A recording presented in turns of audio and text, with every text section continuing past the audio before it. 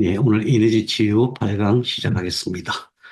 우리가 이제 실습세 3강하고 이론 오늘 하고 아마 한 두 번 정도 더 하면 종강이 될 것 같아요. 그럼 전부 이제 13강 정도가 되는데 부족하지만 그런대로 나름대로 에너지 치유를 대략 공부하고 또 스스로 하실 수 있는 실력을 갖추시게 될 것 같습니다. 오늘은 뇌입니다. 목, 얼굴, 뇌, 뭐, 좀 길게 하는 건데, 그만큼 중요하기 때문이죠. 네. 자, 지난 시간에 우리 뇌 관련 질환이 굉장히 많다. 반면에 뇌 관련 질환은 잘 치료가 안 된다. 왜 그럴까? 이제 그런 생각을 해봤습니다. 특히나 이 현대사회가 이제 노령화되면서 노인성 질환이 많아지는데, 노인성 질환은 뭐, 기본적으로 뇌세포가 많이 손상이 되면서, 죽어나가면서, 전신의 그 기능이 약화될 수밖에 없는 그런 상황에서, 현대인들은 누구나 다 그런 질환을 겪게 될 수밖에 없거든요. 그래서, 여러분들 대부분 50년, 60년을 더 사실 거잖아요. 50년, 60년을 얼마나 건강하게 사느냐, 이게 진짜 중요하죠. 그래서 50년, 60년을 건강하게 살기 위해서는 뇌 건강이 우선이다. 너무나 명확한 거거든요. 그런데 반면에 우리가 뇌 건강을 어떻게 해야 될지에 대해서는 별로 이렇게 의학계에서 제시되는 것들이 없습니다. 뭐 명상을 한다든가 또 뭐 운동을 한다든가 이런 정도이지만은 뇌 세포를 근원적으로 건강하게 유지하는 것이 너무나 중요한데도 불구하고 별로 없죠. 그래서 특별히 뇌 부분을 따로 해서 이렇게 말씀을 드립니다. 뇌는 왜 치료가 안 되냐? 에너지로만 왜 치료된다고 맨날 뻥을 치느냐? 그런 생각이 드실 거예요. 저 사람 뻥쟁이. 우리 아들이 옛날에 맨날 그랬어요. 아빠 뻥쟁이. 왜 그러냐면 일단 기본적으로 약이 안 들어갑니다. 비비비 때문에 약이 안 들어가고요. 그 다음에 뇌는 수술하면은 아주 어렵죠. 수술하는 과정에서 신경이나 혈관이 상하거나 또는 조직 손상이 일어나면 회복이 안 되잖아요. 떼낼 수도 없고 교체할 수도 없고 모르겠어요. 앞으로는 뇌세포를 새로 만들 수 있을지는 모르지만 결국은 뇌는 뇌세포가 새로 생겨나야 되는데 원래 모든 세포는 새로 생겨나니까 계속 끊임없이 우리가 죽을 때까지 계속 새로 증식하는 거잖아요. 그 기능이 제일 중요한데 약으로 그게 할 수가 없다. 약이 잘 안 들어간다. 그런데 전기는 된다. 전기가 되는 여러 가지 자료들이 많이 있지만은 우리 빌도웰이라는 사람, 원래 이 양반은 이스라엘 출신이에요. 이스라엘 출신인데 이분 영상을 간단하게 좀 요약해 봤어요. 한번 보시고 가시죠. Surgery, high dose radiation to the head, 네, and first line chemotherapy, 네, and then had failed, and their tumors had grown back. He received high dose radiation to the head, and he received first line chemotherapy. A year after this treatment, and in fact, this is his baseline MRI, you can see that the black regions in the upper right quadrant are the areas where he had surgery. And a year after that treatment, his tumor grew back with a vengeance. That cloudy white mass that you see, here we can see him getting the therapy. First of all, these electrodes are non-invasive. They're attached to the skin in the area of the tumor. Here you can see that a technician is placing them. They're much like bandages. The patients learn to do this themselves. See, is by month 6, the tumor has responded and it's begun to melt away. It's still there. By month 12, we can argue whether there's a little bit of material around the edges, but it's essentially completely gone. 네.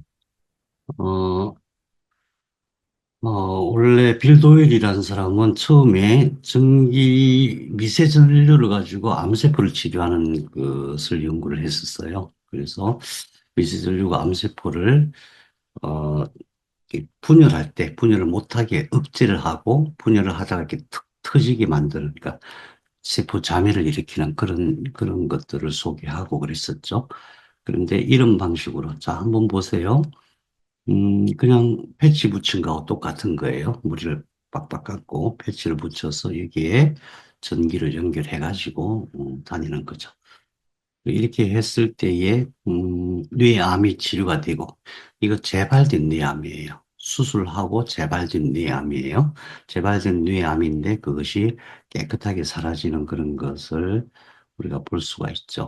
그러면은 첫 번째 우리가 기억해야 될 것은, 약은 뇌세포 속으로 침투가 안 되지만 전기는 다만 여기 그냥 피부에다가 패치만 붙여도 이게 봉한다는 얘기죠. 우리는 어떤 방식으로 하냐면은, 뇌에는 봉합선이 있으니까 우리 중요한 혈자리들이 전부 봉합선 아니면은 구멍이에요. 뼈가 있는데 뼈 속을 뚫고는 잘 못 내려가니까 봉합선과 구멍을 통해서 전기를 넣는 그런 방식인데, 이분들은 그런 거 없이 그냥 이렇게 턱 붙여가지고 전기를 통하는 거예요. 그렇게 했을 때에 뇌의 암이 치료가 되더라 하는 그런 사례고, 또 요즘은 이제 전자약이란 게 나오잖아요. 전자약은 그냥 2mA라고나 아주 미세한 미세 전류를 이마에 붙이는 거예요. 여기. 이마에 붙여서 여러 가지 조울증이라든가 여러 가지 뇌의 병들을 치료하는 그런 것들이 지금도 시행되고 있어요. 그런데 이게 왜 의료계에서 이렇게 광범위하게 안 퍼지냐 하면은, 첫 번째 너무 쉽고 의사가 안 해도 누구나 할 수 있고, 두 번째 돈이 안 들고 그래서 그런 거예요. 그래서 우리는 여기서 어떤 확신을 가질 수가 있냐 하면은, 어떤 이유인지는 모르지만은, 잘 모른다고 하더라도 뇌세포를 살리는 데는 전기가 아주 효과적이라는 걸 알 수가 있어요. 스위스에 있는 로잔 대학교에서 이걸 예전부터 꾸준히 연구해 왔어요. 처음에는 어떻게 했냐면은, 허리가 절단됐을 때, 그러니까 허리 척수신경이 단절됐을 때에 그것을 이어주는 실험을 했죠. 이것을 이어주는 실험을 하다가, 이게 처음에는 이어지는 실험을 하는데, 이게 그냥 신경만 이어갖고는 이게 안 되는 거예요. 그래서 정기적인 자극을 가했더니 그것이 이 시냅스가 어떤 특정한 방향으로 연결돼야만 이게 된다는 것을 발견했고, 두 번째로는, 자, 여기가 절단이 됐으면은 뇌에서 신경을 통해서 정기적인 자극이 가는 거잖아요. 근데 뇌에서 신경을 통하지 않고 무선으로 연결을 했더니, 물론 이제 특정한 신호가 있어야 되겠죠. 뇌에서 발생하는 특정한 신호 주파수를 찾아서 그 패턴에 맞춰서 연결했더니 걷게 된다. 이런 내용이에요. 실제로 사람에게도 그게 여러 가지, 그러니까 이제 여기서 단편적으로 보이는 그냥 뭐 연결하고 뭐 칩 하나 심고 여기 수신기 심고 하니까 되더라 이런 정도가 아니고, 굉장히 다양하고 복잡한 과정이 있어요. 그럼에도 불구하고 뭐냐, 정기적인 자극이, 이 정기적인 치료가 뇌신경을 살리는데, 그 살릴 때에 시냅스가 특정한 방향으로 성장하게 하는 그런 비법이 있는 거죠. 그러는데, 그 다음에 그게 아니라 하더라도 신경의 신호가 약할 때에 무슨 신호를 가지고도 몸을 동작을 시킬 수가 있다. 사고 후 3개월째에서 42개월 만에 완전히 걷는 모습을 보여주고 있어요. 그저께 중국에서도 이와 비슷한 성공을 했다는, 그래서 그분들 나와서 인터뷰하는 데 보니까 중국에서 세계 최초로 성공했다 이러면서 굉장히 자랑스럽게 생각하더라고요. 이것을 보고 우리는 뭘 할 수 있냐 하면은, 척수와 뇌의 신경은 일반 그냥 신경망하고 다른 거예요. 관리자예요. CPU예요. 그래서 척수와 뇌의 신경이 척수와 뇌의 신경세포를 전기가 살릴 수가 있다. 이런 뜻입니다. 음, 자, 우리가 이제 지금 뇌를 공부하려고 그래요. 뇌를 공부하는데, 항상 잊지 말아야 될 것은 뭐냐면은 몸의 모든 신호가 척수로 집합해 갖고 이렇게 올라온다는 거예요.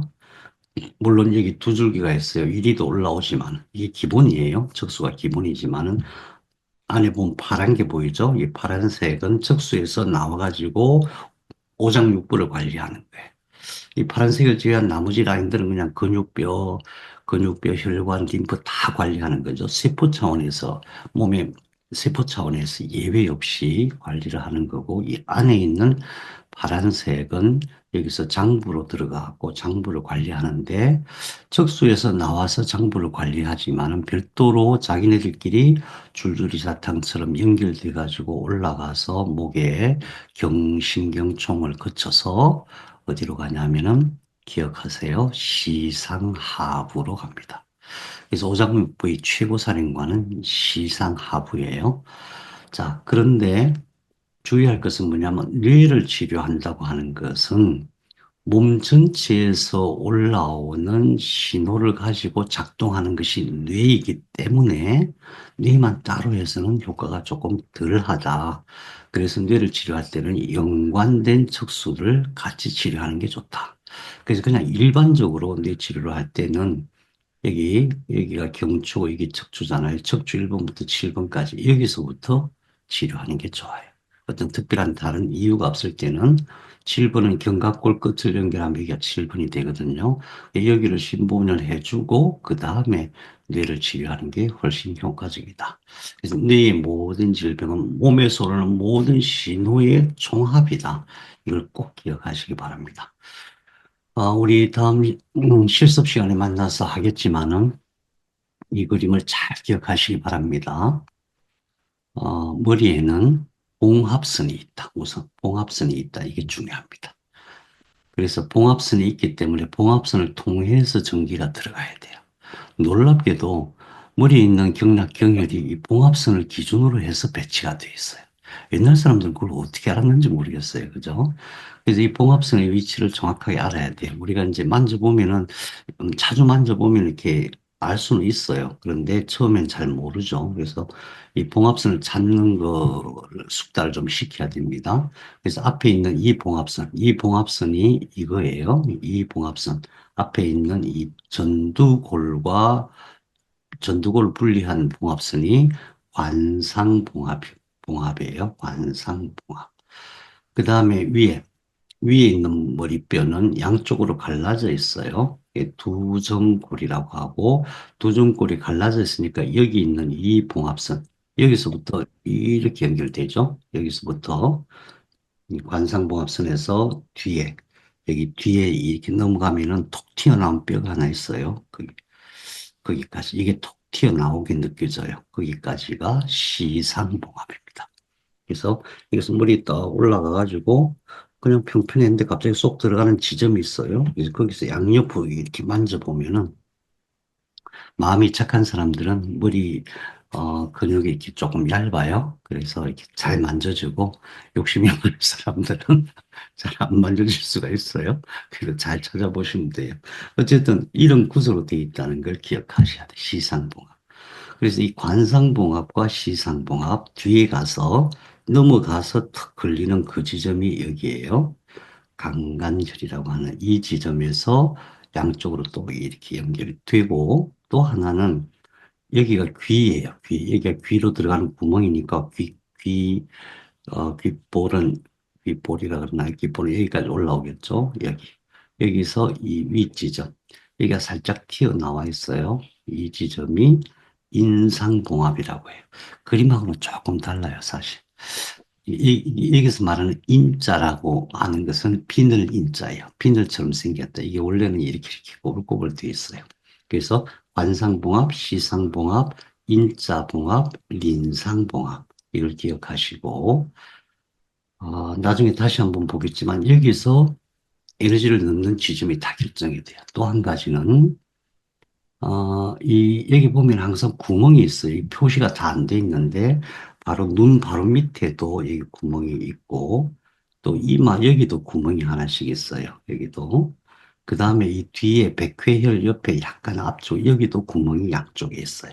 그래서 그 구멍과 이 봉합선을 가지고 전기를 넣는 위치를 결정하는 거예요. 사람마다 다 달라요.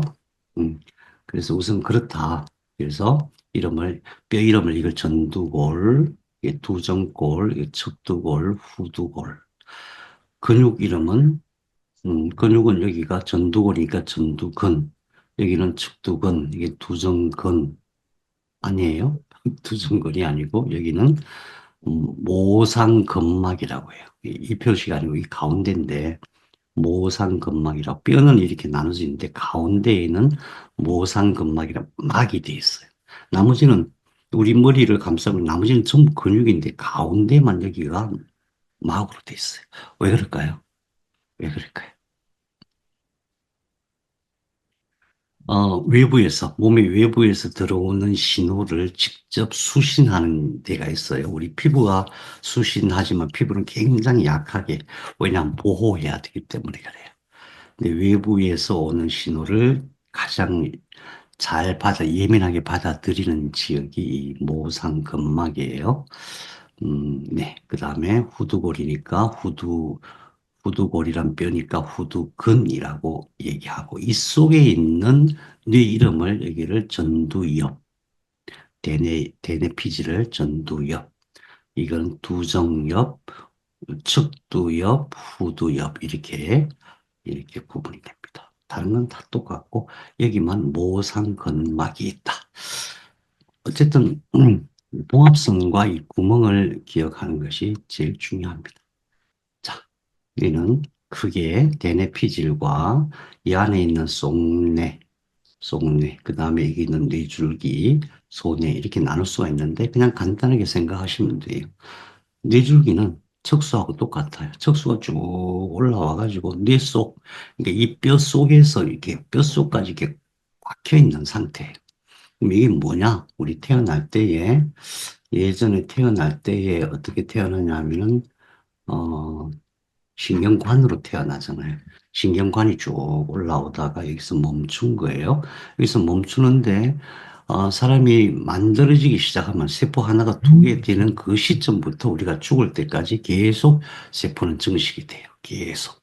여기서 멈췄다고 해서 세포 증식이 멈추는 게 아니고 그 세포들이 삐져나와 갖고 대뇌가 되는 거예요. 그래서 이 속에 있는 여기가 원래 세포가 계속 올라와고 멈춘 지점이다. 멈췄는데 계속 세포가 증식한다. 무슨 의미예요? 멈췄는데 계속 세포가 증식한다. 그 말은 무슨 말이냐면은 엄마 배아 속에 2mm, 3mm였던 그때부터 증식하던 그 세포가 똑같이 지금도 증식한다는 뜻이에요. 그래서 이것을 원본세포라고 표현할 수 있고 동양의학에서는 이것을 원기라고 해요. 그래서 원기가 제대로 계속 잘 활성화돼야 됩니다.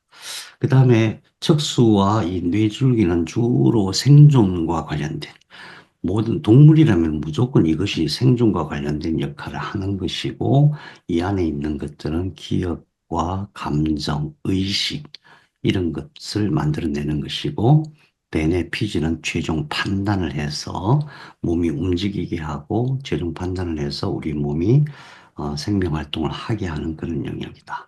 근데 그 중에서도 중요한 몇 가지, 그러니까 질병과 관련돼서 중요한 몇 가지가 있는데 한번 살펴보기로 해요. 우선 뇌12신경 엄청 중요한 거는 이제 여러분 아시잖아요. 뇌12신경이 비록 우리가 생각할 땐 코, 눈, 귀, 입, 목 이것만 관리하는 것 같지만 이것들이 우리의 생명 활동에서 얼마나 중요한지 어느 것 하나라도 제대로 작동 안 하면은 너무너무 힘들거든요. 눈이 안 보인다. 이건 뭐 살 수가 없는 거예요.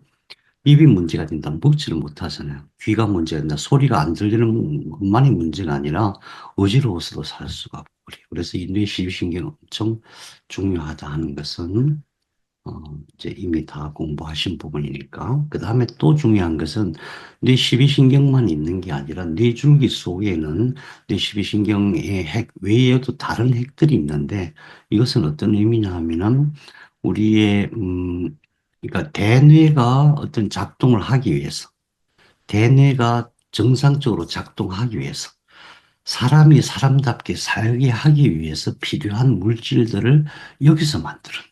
여기서. 대뇌가 만들어내는 게 아니고 뇌줄기에서 만들어내요. 뇌줄기가 얼마나 중요한지 몰라요.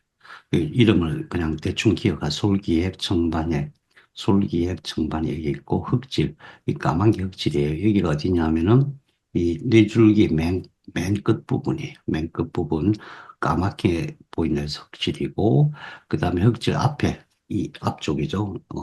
얼굴 쪽 이거를 복척피계예요. 여기서 전부 도파민 만들어요. 여기가 고장나면 도파민이 안 만들어지는 거죠. 그 다음에 각간의 이 각이라고 하는 것은 다리를 얘기해요. 다리.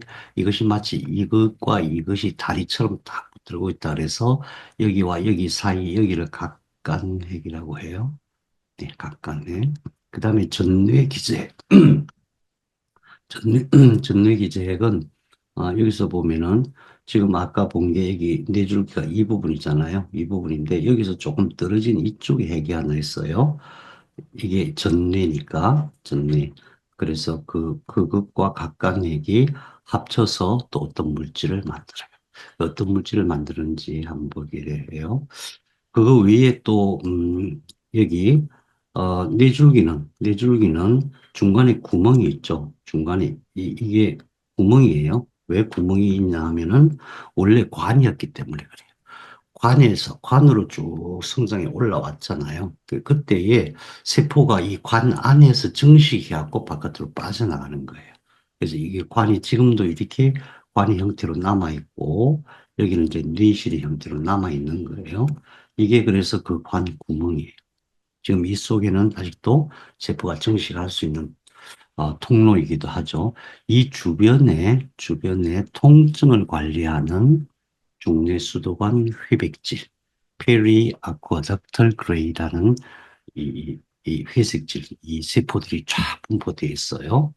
그래서 그 위치를 보면은 여기가 중뇌수도관이고, 예, 이쪽에 이렇게 있어요. 굉장히 깊이 있어요. 그래서 통증을 얘가 관리를 해주는데 왜 그러냐면 우리 몸에 나타나는 모든 통증을 그냥 그대로 다 받아들이면은 못 살아요. 너무 힘들어서 못 살아요. 그래서 그런 것들을 통증이 원래 뭐냐 하면은 뭐 어딘가에 뭐 문제가 생겨갖고 거기 있는 세포들이 뇌에다 보고하는 거예요. 뇌에다가 지금 이런 문제가 생겨서 어떻게 해결해줘 이런 거거든요. 그런 통증들이 뇌에서 처리해야 될 게 있고 처리 안 해도 될 게 있고 그런 거죠. 그래서 통증이 심하면은 뇌가 이제 온몸에 있는 모든 세포들을 다 동원해서 그걸 처리하는 그런 형태인데 얘가 그 통증을 관리한다. 다시 말하면은 여기를 비면은 피가 나잖아요. 그러면 얘가 아파 그렇게 말하는 게 아니고 얘가 뇌에다가 보고를 해가지고 여기서 여기서 어, 중뇌수도관 회색질에서 그 통증을 판단하고 관리하는 거예요. 예를 들어서 이렇게 막 갑자기 쫙 찢어졌어. 혹시 그런 경험 있으세요? 갑자기 큰 상처를 입으면은 어떨 것 같아요? 작은 상처를 입으면은 되게 아프니까 큰 상처를 입으면 엄청 많이 아플 것 같은데 거꾸로예요. 거꾸로예요. 엄청 큰 상처를 입으면은 통증이 안 느껴져요. 여기서 그걸 조절하는 거예요. 예를 들어서 아기를 낳을 때도 그래요. 어느 단계 딱 되면은 어, 통증을 못 느끼게 만들어줘요. 그래서 몸이 견딜 수 있을 만큼 왜 그러냐면 통증의 본질이 몸 전체에 경보를 흘려가지고 몸이 그 문제를 해결하게 하기 위한 신호기 때문에 그것을 몸에서 조절을 해줘야 돼.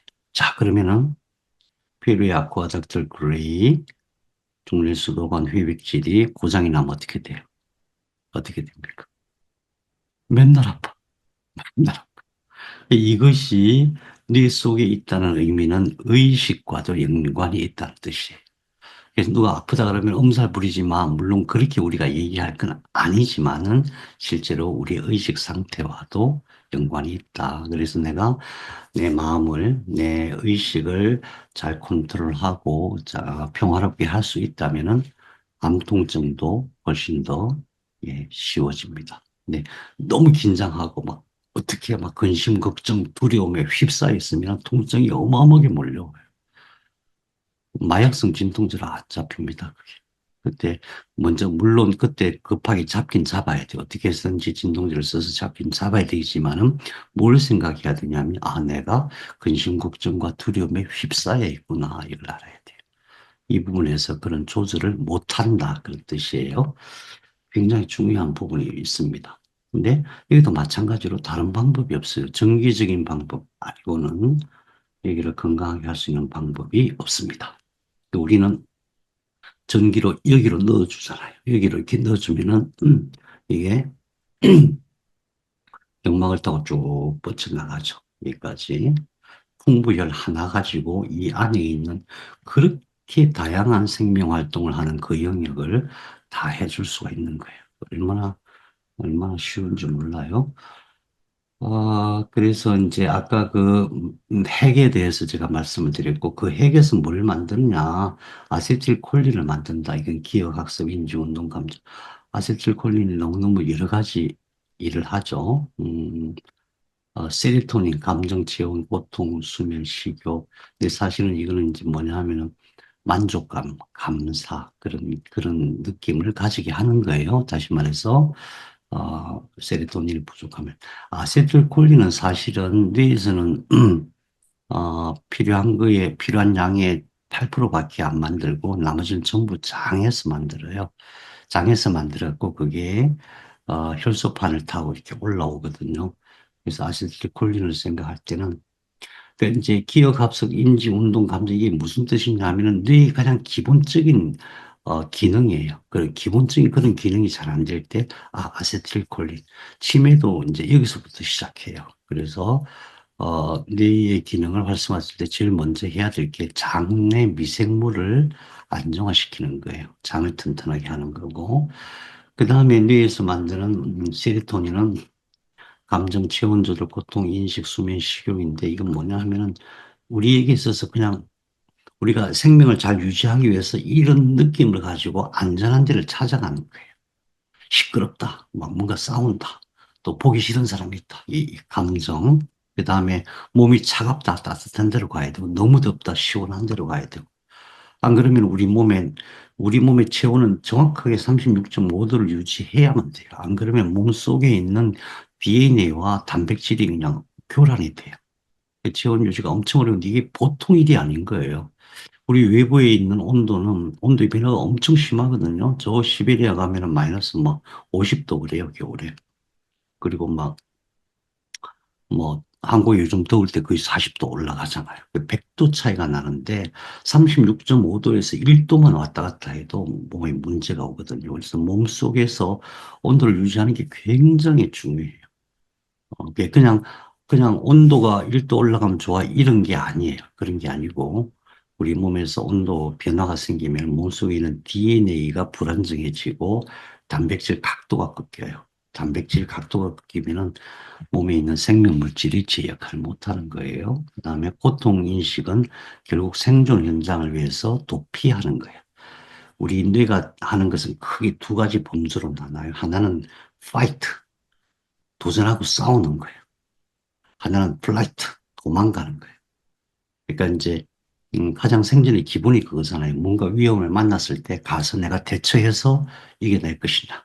호랑이가 나타났어. 내가 가서 호랑이하고 씨름을 해갖고 이겨낼 것이냐. 아니면 와 빨리 도망가야지 하고 도망을 갈 것이냐. 항상 이제 그런 방향에서 뇌가 작동해요. 뇌가 작동하는 방식이 그렇거든요. 그러니까 고통이란 것도 그런 겁니다. 고통이 있을 때 이걸 그냥 참아 이길 것이냐, 견딜 것이냐, 아니면은 어떻게 해소할 것이냐 그런 거죠. 수면 식욕 이거는 만족감입니다. 식욕, 포만감. 우리가 배고프면 어때요? 혹시 배고파 보신 적 있으세요? 혹시 사흘 동안 밥이 없어서 굶어 보신 분 있으세요? 지금 세대에는 그런 사람들이 없죠. 옛날에는 그런 사람들이 있었어요. 학교에도 보면은 도시락 못 싸오는 애들도 있고 하루에 뭐 한 끼 겨우 임사란 선생님 잘하시겠구나. 예, 배고프면 사람이 이상해집니다. 인간의 본성을 잃어가게 돼요. 수면도 마찬가지예요. 이제 그런 것을 감지하고 어떤 대처하는데 세로토닌이라는 물질이 나와서 가능한 거예요. 거꾸로 세로토닌이 제대로 안 만들어지면은 사람이 좋은 걸로 몰라요. 아무리 좋은 일이 일어나도 만족하지 못하고 감사하지 못해요. 우리 주변에 그런 사람들 많이 보잖아요. 특히 뭔가 많이 가진 사람들. 돈을 많이 가졌거나 권력을 많이 가졌거나 뭐 높은 명예에 올라간 사람들은 뭔가 좋은 게 없어. 옛날에 제가 한참 이제 직장 생활할 때인데 무슨 일 때문에 이제 그 사장님들 모임에 가서 대리 참석을 했어요. 사장님들이니까 전부 돈이 많잖아요. 그래서 맨날 모여서 하는 얘기가 뭐 이번에 새로 나온 차가 어때서 그걸 새로 샀다는 둥. 근데 말끝마다 하는 말이 재미가 없어. 사는 재미가 없어. 내가, 내가 이제 나는 뭐, 아주 그 사람들 보면, 그 사람들 입장에서 보면 뭐 아무것도 아니죠. 내 입장에서 보면은 사장에다가 돈도 막 엄청나지. 다들 집 보면은 뭐 의리의리한 집에서 살지. 차도 막 엄청 좋은 차, 한 집에 차가 몇 대씩 있지. 아, 부족함이 없어, 부족함이. 직원들도 쫙 있지. 그런데 늘 그분들 말이 재미가 없어. 사는 재미가 없어. 그래요. 예, 그게 왜 그러냐 하면은, 세로토닌 문제인 겁니다. 이 세로토닌이, 이제 그렇게 감사와 만족감을 못 느낄 때 세로토닌이 안 나와요. 이게 아주 사람 참 병들게 하는 거예요. 그래서 이게 감사하다, 아, 좋다 하는 만족감을 일상에서 우리가 표현을 해야 됩니다. 그게 굉장히 중요합니다. 일상에서. 그러면은 어떤 경우가 있다든 우선 먼저 아 고마워 그래 고마워 참 잘 됐네 감사해 아 너무 좋아 이게 일상화되면은 어떤 경우라도 행복하게 살 수가 있는데 그렇지 않을 때 세로토닌이 안 나온다 세로토닌이 안 나오면은 골치 아픈 거다 이 세로토닌이 왜 중요해 이 세로토닌이 혼자 세로토닌을 끝나는 게 아니에요 얘가 멜라토닌이 돼요 멜라토닌은 따로 자기가 만들어지는 게 아니라 세로토닌이 어, 손같이 해서 멜라톤으로 바뀌어요. 우리 뇌에는 시기가 있다 그랬잖아요. 이눈 속에 가면 시교차하는 지역이 있고, 교차하는 지점 바로 위에 시교차 상핵이라고 좁쌀만한 핵이 있는데, 거기서 우리 몸의 생체 시계를 주관해요. 그 생체 시기가, 아, 이제 밤이 됐어. 잠자야 돼. 그러면은 세로토닌을 가지고 멜라토닌을 만들어요. 다시 말해서, 평소에 낮에 세로토닌이 부족하면은 멜라토닌이 안 만들어지는 거예요. 그럼 낮에 왜 세로토닌이 부족해요? 감사가 없고 만족한 게 없고 막 짜증만 나고 막 긴장하고 이러면 어떻게 돼요? 밤에 잠을 못 자는 거예요. 내가 자고 싶다고 자는 게 아니고 멜라토닌이란 게 만들어져야 돼요. 뇌에서 만들어져야 돼요. 도파민은 여러분들께서 너무나 잘 아실 거예요. 도파민이 없으면 행복할 수가 없죠. 행복할 수가 없을 뿐만 아니라 우리 몸이 제대로 작동을 안 해요. 아주 민첩하게 작동을 못 해요. 그래서 이렇게 어른들 그런 얘기 하시거든요. 그분들 그림만 봐도 저 사람이 어떻게 살고 있는지를 알 수가 있다. 그런 얘기를 해요. 아주 똑바른 자세를 가지고 힘차게 하체에 힘이 탁 들어가서 툭툭 걷는 사람이 있는가 하면은 어딘가 모르게 막 이렇게 걷는 사람들이 있고 그래요. 여기서 거기서 예, 전부 다 도파민 부족한 상태가 되고 그렇게 됩니다. 도파민이 극도로 부족하면 도파민을 만드는 세포가 망가져서 아까 우리 봤던 흑질, 복척 피계 영역 그쪽에서 도파민을 만들고 그게 이제 내낭이라고 하는 그 통로로 해서 머리로 가는데 그 통로에서도 그게 막 덮이고 이러면은 예, 그게 파킨슨이 되는 거예요. 그래서 파킨슨은 사실은 기본적으로 삶의 변화부터 시작해서 고쳐야 되는 겁니다. 에피네프린, 노르에피네프린, 이것도 아까 말씀드린 대 파이트, 플라이트 둘 중에 하나를 선택하는 건데, 이게 뭐냐면 깨어있다는 얘기예요. 깨어있음. 옛날부터 영성수련할 때 항상 그런 얘기 하잖아요. 항상 깨어있어라. 항상 깨어있어. 각성, 그 상태가 이런, 에피네프린과 노르에피네프린이라는 물질이 나왔을 때 가는 거예요. 그래서 우리가 아이들을 보면 어떤 때는 애가 멍청해, 생각도 잘 안 되고, 뭐, 애가 어떻게 의욕도 없고 그럴 때, 아, 얘가 이게 안 나오는구나, 이렇게 생각해야 됩니다. 그 다음에 가반은 이런 모든 물질들이 너무 항진이 되면 사람이 미쳐버려요. 미쳐버릴 정도로. 어떤 물질이 계속 많이 나오면 그렇게 돼요. 그런 것들을 패트웨이 경로를 잘 조절해 주는 게 가바예요. 그래서 가바가 없으면은 여러 가지 질병들이 생겨요. 물론 이제 뇌의 어떤 영역의 문제이긴 한데 그 영역에서 어떤 활동을 할 때 예를 들면은 어, 우리가 보통 간질이라고 하는 뇌전증 같은 경우도 극도로 예민하게 신경이 작동하는 거잖아요.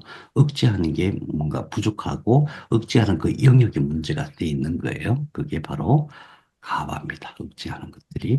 이 억제하는 것은 또 어떤 거냐 하면은 우리 이런 거 한번 해보셨어요? 뭔가 자기가 막 좋아하는 게 있어. 예를 들어서 이 먹는 거 얘기해서 죄송해요. 라면을 참 좋아해.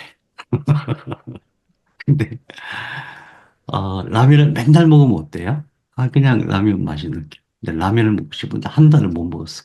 맨날 라면 너무 맛있어 이러면서 한 달 동안 참으면 어떻게 되냐면 한 달 후에 라면을 먹으면은 어때요? 눈물이 날라 그래요. 너무 맛있어서. 너무 맛있어서.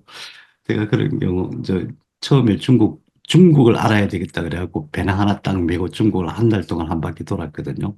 혼자서. 말도 못하는데. 참, 참 웃겼어요. 지금 생각하면 너무 황당한데, 그때 그랬어요. 말이 안 통하니까 먹지를 못하는 거예요.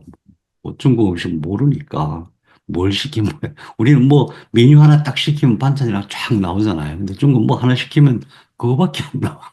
물도 안 나와. 처음엔 그래갖고 엄청 아무튼. 그런데 한 달 만에 제가 한국 식당을 찾아가지고 순두부찌개를 먹는데 한 입 딱 뜨는데 진짜로 눈물이 쭉 흐르는 거예요. 제가 오히려 깜짝 놀랐어요. 이 맛있는 거는 너무 맛있다는 걸 알겠는데 이게 눈물이 날 일인가? 남자가 사내 대장부가 눈물이 날 일인가? 그래서 지금도 그 길을 기억합니다. 시안이라고 저 시안에 있는 시안에 가면 아직 고대 도시가 열, 그렇습니다. 그래서 음, 가바가 그런 역할을 해요. 어떤 것이 계속 억제해 줬을 어제는 때에 뭐 30몇 결국 만 원이라고. 기쁨과 만족과 행복감이 있는 거예요. 만일에 거꾸로 가바가 안 저 만들어지면은 3년 전에 했더니 재미가 15만 없어요. 원 세상 줬는데. 사는 게 영 재미가 없어집니다. 그래서 우리가 억제하는 것도 필요한데 억제가 마음대로 되는 게 아니다. 뇌에서 가바를 만들어줘야 된다. 그 다음에 DMT라는 게 있어요. DMT는 언제 나오냐 하면은 기본적으로 옛날 기록에 보면은 그래요. 오랜 고된 수련을 해서 드디어 깨달음을 탁 얻을 때, 그때 팍 폭발을 해요. 그때는, 음, 몸사랑으로 느끼는 쾌감의 100배, 1000배라고 그렇게 표현들을 해요. 도저히 말로 할 수 없는 기쁨, 그걸 법열이라고 하잖아요. 그때, 그때 나오는 게 DMT예요.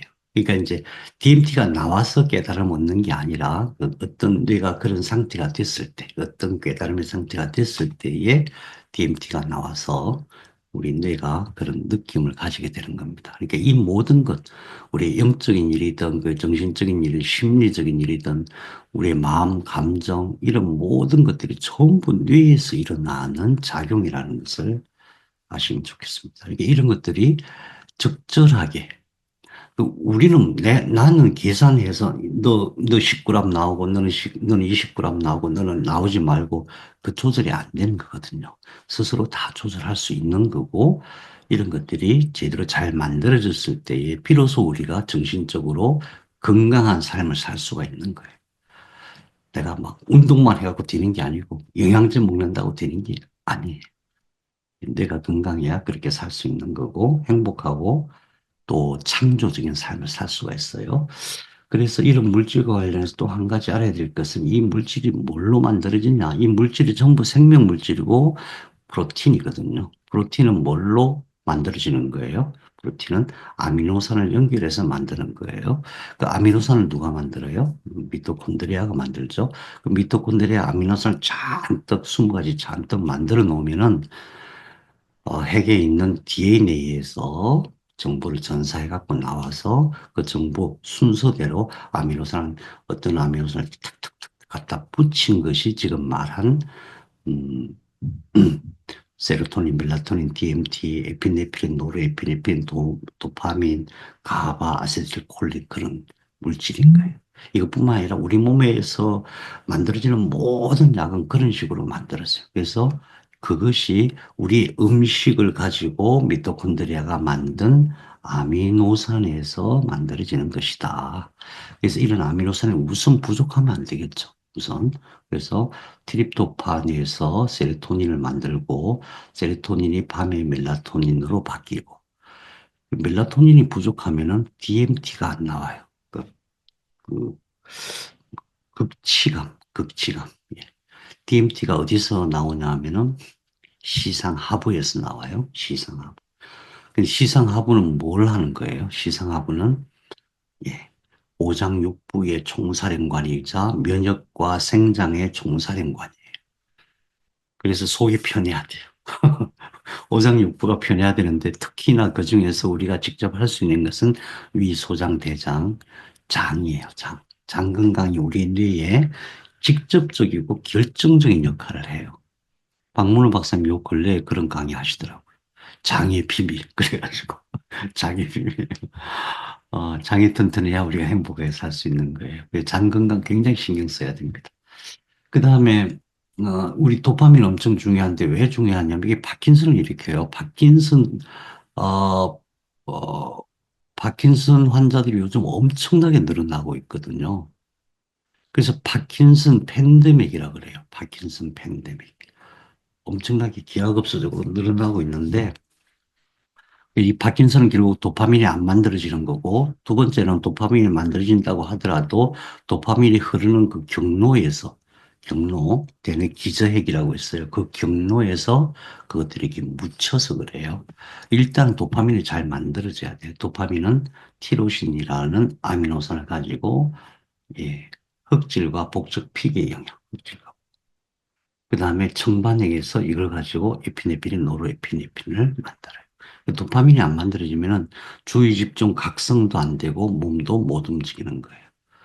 그래서 이 도파민이 굉장히 중요해요. 우리 몸은 항상 이 도파민을 만들려고 추구를 해요. 도파민을 굉장히 좋아하고 도파민이 계속 만들어지는 게 있으면은 계속 그걸 하고 싶어 해요. 그게 중독이에요. 뭐 예를 들어 도박 중독 그러면은 도박을 하면 난 도파민이 많이 만들어져. 도박만 하면은 막 너무 행복해. 그래서 그걸 못 끊는 거예요. 그럼 어떻게 해야 돼요? 다른 걸로 도파민이 만들어지게 하는 거예요. 다른 걸 했을 때 도파민이 만들어지게 하면은 예, 벗어날 수가 있겠죠. 그다음에 가바는 억제하는 물질이라고 했죠. 각간의 글루탐산은 뇌에서 엄청 중요한 역할을 해요. 글루탐산이라는 아미노산을 가지고 이게 각간핵에서 가바를 만든다. 그 다음에 각각의 전내기저핵은 여기 있다 그랬죠. 거기서 아세틸콜린을 만든다. 정신적인 작용. 뇌가 정상적으로 돌아가는데 가장 기본적인 아세틸콜린이고, 아세틸콜린의 대부분은 장에서 만들어진다. 그래서 복잡한데, 저는 자꾸 보니까 금방 외우는데, 처음 보시면은 골치 아파 이러신 분 있을 거예요. 우리 강의할 때, 뇌 공부할 때도 나오고, 뭐, 몸 공부할 때도 나오고, 항상 나오는데, 에너지 치유하는 데 있어서 핵심은 뭐냐? 딱 하나입니다. 여기가 그렇게 중요하다. 뇌줄기가 그렇게 중요하다. 뇌줄기의 세포가 제대로 활동을 못하면 뇌 전체가 박살나는 거예요. 뇌 전체가. 그러니까 우리는 항상 대뇌만 생각하거든요. 대뇌 신경망 이것만 생각하는데 기본은 몸 전체에서 올라오는 신호고 두 번째는 뇌줄기가 그만큼 중요하다. 그래서 이런 물질들이 잘 만들어져야 한다. 그 다음에 뇌하수체는 뭐가 나오냐면 자 제가 읽어볼게요. 갑상선 자극 호르몬. 나이 들면서 갑상선 문제 자꾸 생겨요. 이렇게 뭐가 자꾸 만져져요. 갑상선이 항진되거나 저하되거나. 자, 부신피질 자극 호르몬. 부신은 신장 위에 있는 이 조그만 껍데기 같은 거예요. 거기서 부신피질 자극 호르몬 나와요. 난포 자극으로. 난포는 뭐예요? 난포는 난소 안에서 난자가 되는 그 세포들이죠. 난포를 생산하도록 지시하는 자극. 예를 들어서 나이 갱년기가 자꾸 났는데 갱년기가 지났는데 이게 자꾸 나오면 어떻게 돼요? 그러면은 아니 지금 단소는 지금 난자를 안 만들려고 난자 생성 안 시키려고 하는 성숙된 세포를 만드는 게 난포거든요. 성숙 안 시키려고 하는데 자꾸 위에서 지시를 해. 그럼 이게 뭔가가 만들어져요. 뭔가가 만들어지는데 놀랍게도 난소 자궁 그 주변에서 이게 조직이 생겨요. 근데 조직이 생기는데 특이한 게 뭐냐 하면은 희한하게도 이빨, 뭐 머리카락 이런 게 생겨요.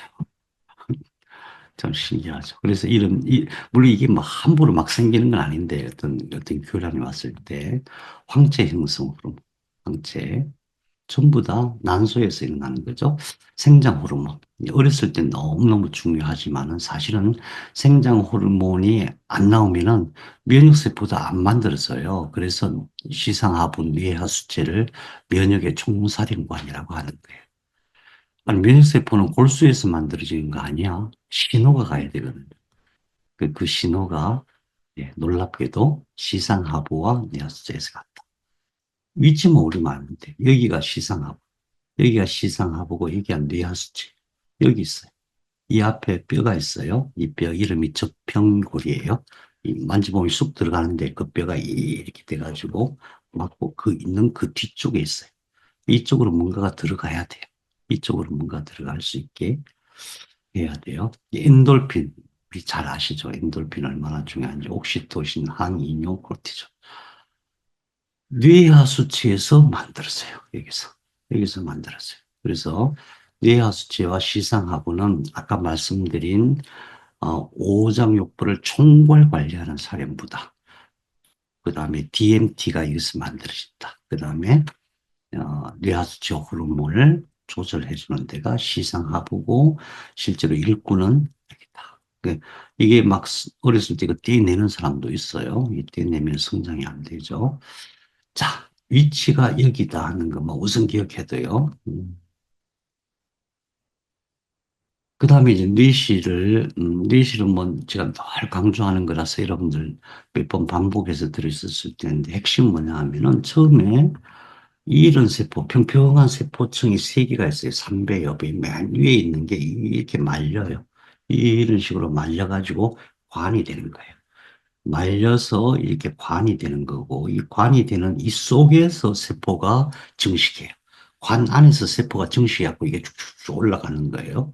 그런데 또 하나는 접혀있는 부분, 이렇게 만나는 이 부분에서 세포가 여기서 막 만들어져갖고 이렇게 뻗어나가요. 그것을 신경능줄기세포라고 해요. 얘네들이 가가지고 오장육부를 다 만들어요. 처음에는 그냥 판때기 하나밖에 없거든요. 그 상태에서 얘가 가가지고 너 빨리 증식해. 모양을 이렇게 만들어. 너는 뼈가 돼. 너는 혈관이 돼. 막 이러면서 얘가 가서 만드는 거예요. 그런데 그 만드는 작용이, 다시 말해서 관리자로서의 작용이 우리가 죽을 때까지 얘가 한다. 만들었을 뿐만 아니라 죽을 때까지 한다. 그것이 척수다. 척수다. 척수에서 이렇게 만들어진 거예요. 그런데 제일 중요한 것은 이렇게 쭉 올라가다가 어느 지점에서 탁 멈춰요. 왜? 거기 멈추게 돼 있어요. 프로그램이. 그렇게 프로그램이 돼 있는데 왜 그러냐면 한없이 클 수는 없잖아요. 자궁 안에서 자궁벽이라고 하는 공간은 일정한데 거기서 일정한 영역에서만 커야 되니까 한없이 클 수는 없는 거죠. 또 인간이 한없이 커버리면 만일에 코끼리나 뭐 맘모스처럼 되면은 내부에서 이게 소통되는 구조가 완전히 달라져요. 인간이 인간으로서 딱 적당한 크기로 우리가 만들어지는 거예요. 처음부터 그렇게 돼 있어요. 너무 커져도 안 되고 너무 키가 커도 안 되고 그런 거예요. 그래서 여기서 딱 멈춰요. 근데 멈췄는데 이 내부에서 세포들이 계속 성장한다 그랬잖아요. 내부에 성장하는 그 세포의 성장은 계속 이어지는 거예요. 언제까지? 죽을 때까지. 그게 뇌실의 비밀이에요. 그게 뇌실의 비밀이에요. 멈췄어요. 그래서 이게 뇌가 되면서 뇌가 다 형성되고 나면 이 안에서 계속 그 원본 세포, 처음 배아였을 때 그 원본 세포가 지금도 계속 성장해 나간다. 그 성장해 나가는 것이 처음에는 엄마 뱃속에서는 막 엄청 급격하게, 엄청 신속하게 만들어지지만은 우리가 어른이 됐을 때, 특히 50대 이후에는 급격히 감소를 한다고 해요. 제가 이제 백혈병 치료하면서 이 자료 찾느라고 엄청 고생했어요. 왜냐하면은, 이 원본 세포가 결국은, 백혈병이 되는 그 B세포, 혈액세포, 림프세포의 원본 세포인데, 그럼 얘가 제대로 정신을 차리면 이게 낫는 거잖아요. 그런데 이것이 근원이 뭐냐? 안 나오는 거예요. 다만 뭐가 나오냐면은, 이게 뇌실에서 만들어지는 게 근원세포다 하는 것도 자료가 엄청 적어요. 진짜 몇 개 안 돼요. 그런데, 그 뇌실에서 만들어지는 그 세포가, 어, 그 세포가 이제 결국 혈액으로 되는데, 사실 혈액뿐만 아니라 여러 가지가 되는 거예요. 그런데 그것이,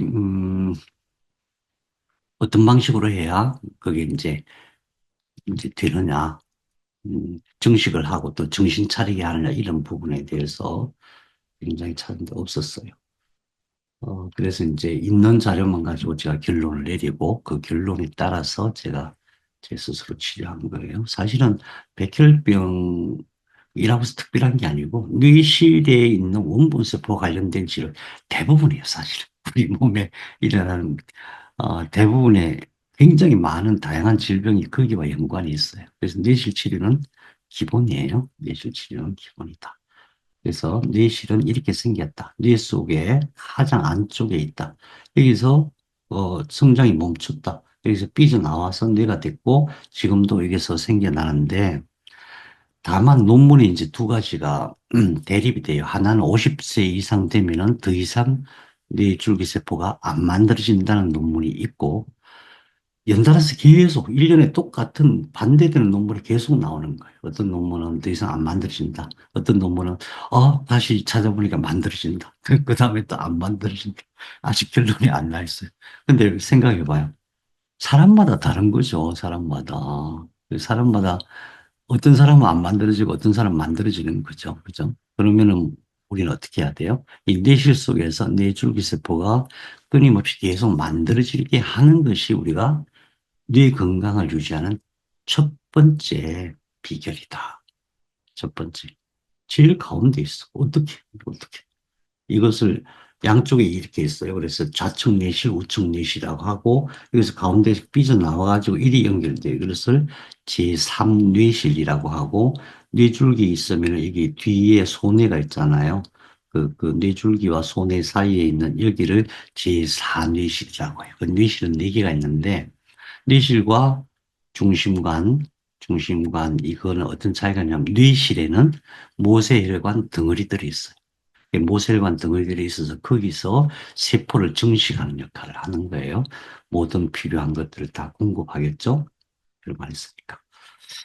자, 그래서 뇌실에서 뇌신경줄기세포가 잘 만들어지게 하는 게 엄청 중요하다. 어떻게 할 것인가? 그 다음에 또 한 가지 꼭 기억해야 될 것은 뇌를 청소하고 보호하는 여러 가지 시스템이 있어요.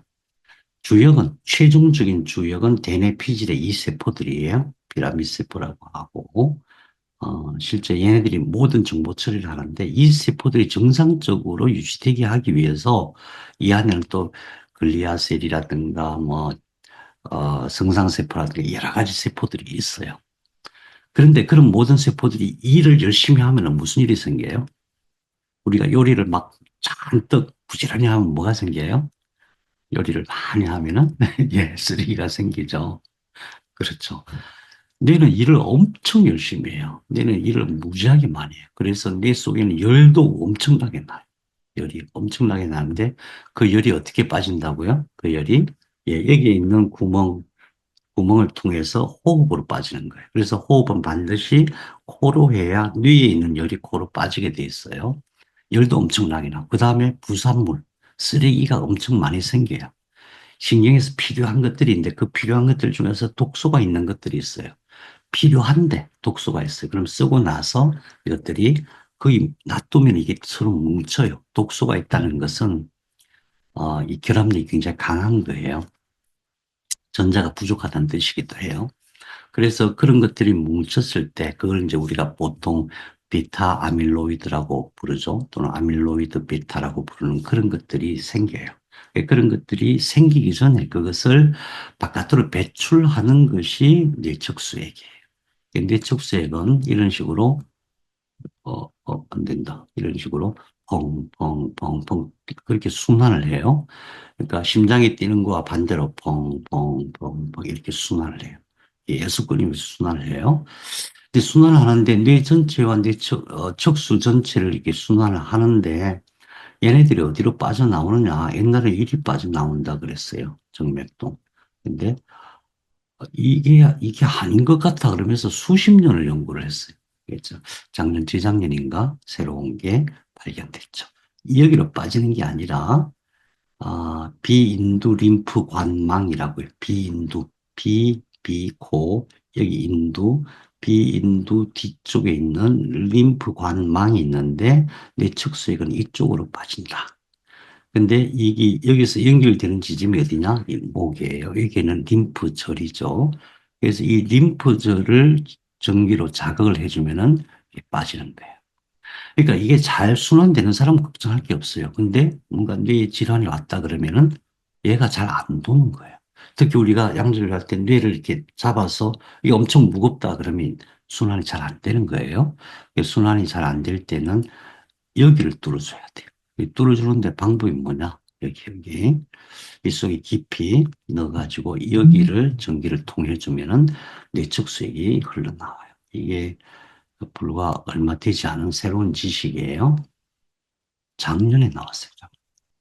자, 그 다음에 아까 제가 말씀드린 모든 인간의 생장, 면역, 그 다음에 오장육부의 관리, 그 다음에 어떤 깨달음의 극치감, 만족의 극치감, 더 이상 나는 필요한 게 없어. 이런 만족감을 얻을 수 있는 데가 어디냐? 시상하부예요. 시상하부는 어디냐 하면은 이 안에 시상이 있고 여기서 이렇게 나와서 여기 시상하부고 이렇게 본다면은 이 안에 시상. 뇌실 양쪽에 뇌실 안쪽에 이게 들어있어요. 이걸 시상이라고 해요. 이 시상이 있고 시상 바로 밑에 있는 것을 시상하부라 그래요.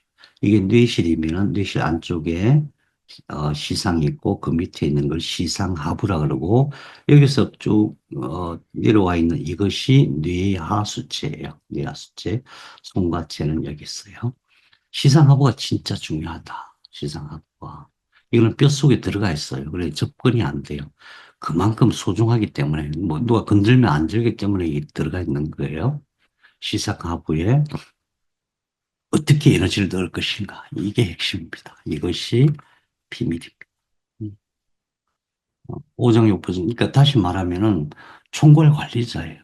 정말 얘가 작동을 안 하는데 뭐 면역을 어떻게 해야 되고 뭐 장을 튼튼하게 해야 되고 뭐 깨달음을 얻고 성장하고 안 돼요. 안 됩니다. 그래서 옛날부터 보면은 제자를 받을 때 근기를 본다 그러죠. 근기, 상근기, 하근기. 그래서 얘는 죽었다 깨어나도 안 돼. 이런 사람 판단을 하고 그랬잖아요. 그게 제가 생각할 때는 이겁니다. 뭐 전생에 뭐가 있고 그런 게 아니라 현재 이 사람에게 이것이 잘 발달되어 있으면 이 사람은 조금 힘들어서 그렇지 시간이 없고 막 에너지가 부족한 거 그 문제일 뿐이지 하면 다 되는 거예요. 막 연구하면 연구하고 새로운 길을 개척하고 새로운 꿈을 꾸고 그래서 모든 사람을 대상으로 본다면은 시상하부를 튼튼하게 하는 것이 그 사람이 어, 정말 창조적이고 멋진 삶을 살 수 있는 길을 열어주는 거예요. 시상하부를 튼튼하게. 모든 게 우리 생각으로 이루어지는 거잖아요. 우리 현실, 내 삶이 내 생각으로. 이 시상하부로 들어가는 것이 굉장히 중요하다. 그 다음에 대뇌는 이렇게 있는데, 대뇌는 어떤 역할을 하냐면은, 여기서, 대뇌는 어떤 역할을 하느냐, 간단하게, 요, 요지만 말씀을 드릴게요. 대뇌는 어떤 역할을 하냐면은, 여기서 보면은 척수를 통해서 온몸의 모든 신호가 이렇게 다 올라오죠. 여기서 생명 활동에 필요한 모든 물질이 만들어지고, 그 다음에 이 속에서 기억과 감정, 아주 신비한 작용이 일어나요. 그것이, 어, 대뇌로 가는데, 여기를 이제 뇌량이라고 하고, 여기 있는 영역을 대상휘라고 해요. 여기서 이제 조절을 하고, 전두엽은 모든 것을 다 취합해서 판단을 해요. 이해를 하고 판단을 해요. 그래, 판단하고 결정해서 이 뒤로 명령을 내리면 여기서 내려가고 우리 몸이 생각이 의식과 동작 모든 것 장부 무의식 전부 다 여기서 이제 명령을 받는 거예요. 그러면은 얘가 여기는 실제 의식의 감정과 기억을 만드는 데잖아요. 다시 말하면 의식의 전 단계라고 할 수 있잖아요. 얘가 전두엽, 특히 배외측 전전두엽이라고 해요. 이게 전두엽이면은 여기를 배 뒤쪽, 이쪽에 있는 전전두엽 그 영역에서 모든 것을 최종적으로 결정을 해요. 그런데 얘가, 얘가 얘를 억제를 해줘야 돼요. 안 그러면 여기서 일어나는 모든 의식작용이 이 억제가 안 되면 어떻게 되냐면 우리가 보통 미쳤다고 얘기하는 사람들. 비현실적인 행동을 하는 사람 있죠. 4차원이라고 하는 그런 사람들이 어떻게 되는 거냐 하면은 여기서 제대로 억제하고 통제를 못 해줘서 그래요. 그래서 이게 약해지면 그래요. 그럼 이게 세포가 약해져서 그럴 수도 있는데 대표적인 정신질환이라고 우리가 얘기하는 ADHD라든가 자폐라든가 또는 어, 전간, 간질 증상도 마찬가지예요. 전부 이것이 제대로 중개하는 과정에서 문제를 일으켜요. 이것이. 그래서 어, 그, 대발작이 너무 심하면 이걸 잘라버리잖아요. 근데 이게 자른다고 되는 게 아니에요. 왜냐하면은 여기와 여기 대상회라고 해요. 대상회와 전두엽 사이의 소통의 문제. 그럼 우리는 어떻게 해야 돼요? 어딘가가 약한 거거든요. 이게 약하든 이게 약하든. 그죠? 그러면 우리가 해줄 수 있는 것은 어떤 세포가 어떻게 약하고 어느 정도 약하고 어떻게 해줘야 되고 이게 아니고요. 우리는 그냥 에너지를 전달해 주는 거예요. 대부분, 대부분의 케이스, 그렇지 않은 경우도 있지만 대부분은 여기서 억제하는 역할이 약한 거예요. 그러면 얘가 억제를 하는 약하다는 것은 세포 수가 줄어들었거나 아니면은 여기서 가바라는 물질이 잘 안 만들어지거나 그런 거예요. 세로토닌, 멜라토닌, 가바, 호르몬 이런 것들이 적절하게 만들어져야 되는데 그러면 어떻게 해야 되냐 하면은 여기를 튼튼하게 하고 여기를 튼튼하게 하고 더불어서 물론 이제 시상하고도 중요하죠. 아, 그런 겁니다. 뭐 그래서 평소에 이제 치료는 그런 좀 심각한 생각을 하면서 어느 지점에 많이 들어가야 된다는 생각을 하지만은 평소에는 우리의 모든 행동 속에서 우리의 의식이 사실은 뇌의 상태를 만들어내요. 그래서 이제 망상체, 억압을 없애고 뭐 여러 가지 이론적인 배경이 있는데 가장 기본은 뭐냐? 예, 전기 에너지를 적절하게 잘 넣어주는 것이 가장 쉽고도 가장 효과적인 방식이다. 저희들이 아마 이번 주 일반 실습이 있죠? 예. 이번 주 일반 실습 때 제가 가서 이번에 이제 머리 할 거거든요. 하겠지만은 제가 필요한 몇 가지만 좀 말씀드리고 마치도록 할게요. 아까 말씀드린 대로 뇌를 치료할 때는 여기가 먼저 치료가 돼요. 여기서부터 여기까지.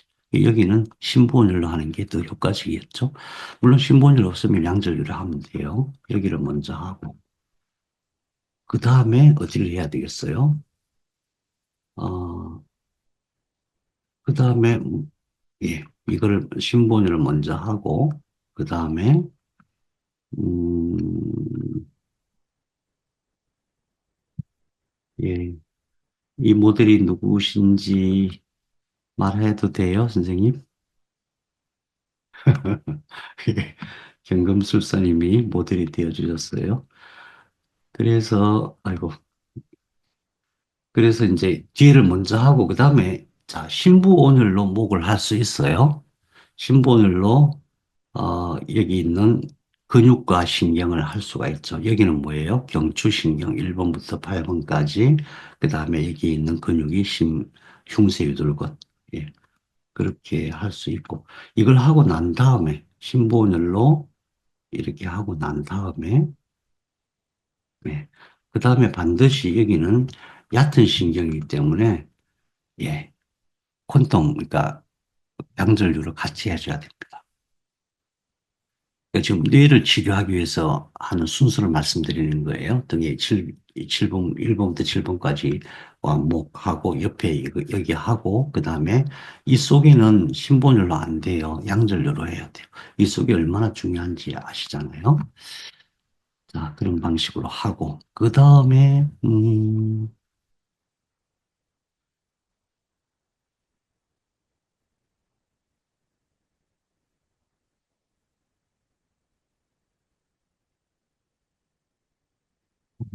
그 다음에 이제 뇌를 하는데, 지금 이 부분은 풍부혈 넣는 거잖아요. 이제 그림으로 봐서는 잘 안 돼요. 그래서 우리 실습할 때 직접 이렇게 잡아보고 이 손가락의 느낌으로 해야 되는데, 여기가 최소 5분 하라는 얘기가 뭐냐 하면은, 여기 뇌줄기가 그만큼 중요하다. 뇌줄기에 에너지를 넣는 게 그만큼 중요하다. 자, 그런데 어깨하고 등하고 목 할 때는 괜찮아요. 그냥 무심코 해도 되는데, 이때부터는 달라져요. 이때부터는 반드시 뭘 기억해야 되냐 하면은 내 마음의 에너지가 같이 들어갑니다. 마음의 에너지가 같이 들어가요. 마음의 에너지가 같이 들어간다니. 뭔 소리야? 이 사람 갑자기 비과학적인 얘기를 하네. 이렇게 생각하실 수 있어요. 나중에 체험하실 겁니다. 무의식의 상태에서는 이렇게 연결이 돼요. 다리처럼. 그래서 이때부터는 나도 마음이 안정이 돼야 됩니다. 중요한 것은 의도로 가시면 안 돼요. 나는 치유자, 너는 환자, 뭐 내가 너한테 치료를 해줄래. 이런 의도로 가시면 안 됩니다. 내가 내 스스로에게 얘기하는 거예요. 내 스스로에게 얘기하는 것이 그대로 전달이 됩니다.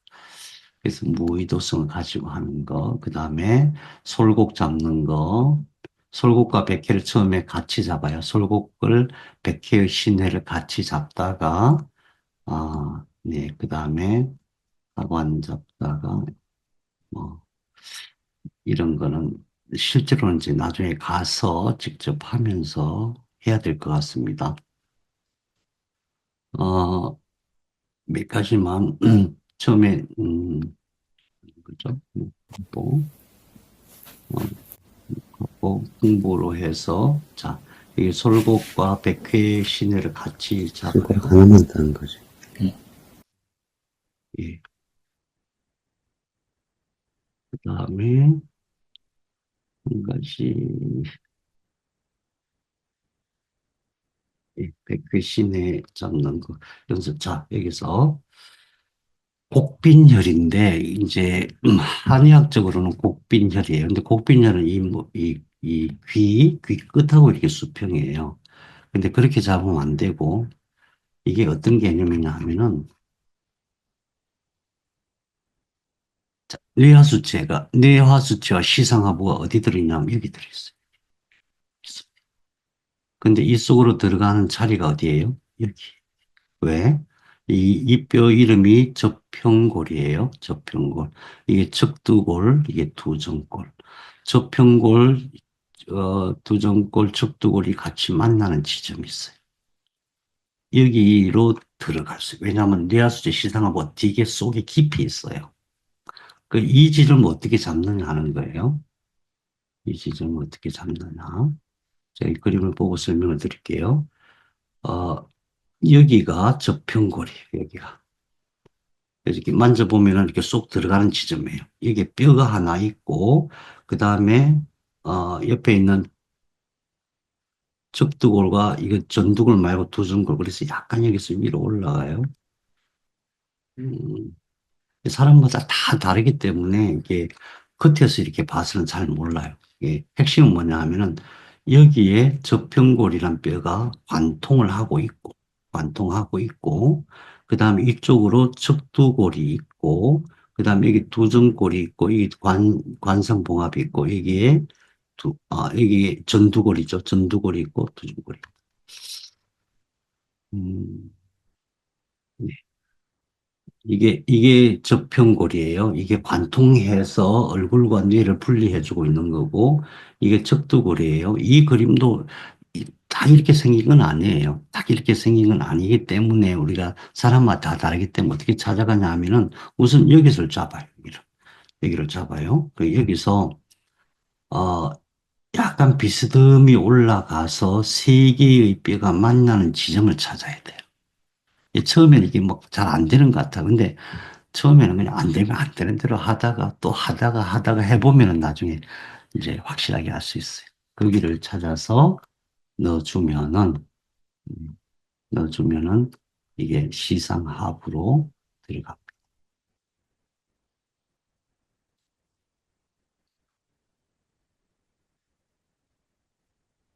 그래서 우리 실습 때 이 부분 집중적으로 우리 하기로 하고요. 오늘 늦은 시간까지 수고 많으셨고, 생명향기님 오셨네요. 인사 말씀 해주시겠어요? 괜찮으세요? 얼굴 보여주세요. 잘 하고 계십니까? 노, 네, 얼굴 보이기 좀 어려우신 것 같네요. 아무튼 화이팅, 화이팅. 잘 치료하시기를 빌겠습니다. 여러분 수고 많으셨습니다. 이 토요일 날 일반 실습 때 뵙겠습니다. 혹시 실수 때 예. 그 양전류 기계를 가져와야 되는 건가요?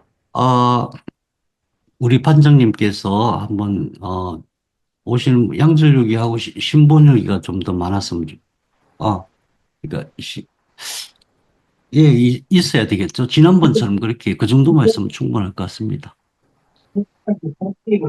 지난번처럼 그 정도만 있으면 될 것 같습니다. 감사합니다. 알겠습니다. 예, 감사합니다. 여러분 수고하셨습니다. 감사합니다. 네, 감사합니다. 감사합니다.